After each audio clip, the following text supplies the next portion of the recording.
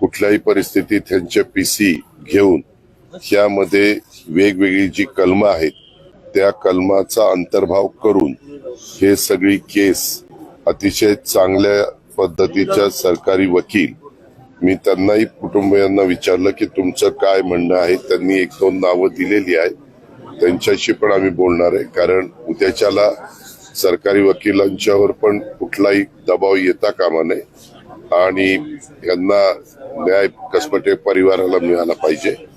या प्रकारे सगळ्या गोष्टी चालू आहेत. त्यांना सतत रोज काही नवीनची माहिती मिळाली तर त्यांना द्यायला सांगितलेले.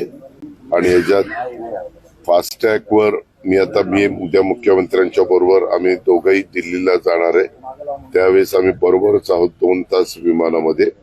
त्यावेळेस मी त्यांना सांगणार आहे की बाबा ही केस आपल्याला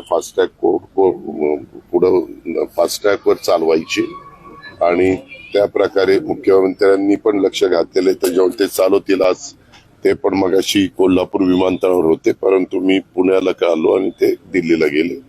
अशी सगळी पार्श्वभूमी आहे. आणि ज्या ज्या गोष्टी सांगितल्या त्या इतक्या नाजूक आहेत आणि इतक्या म्हणजे मनाला वेदना देणारे की त्या मी तुमच्या सगळ्यांच्या समोर विशद पण करू शकतो.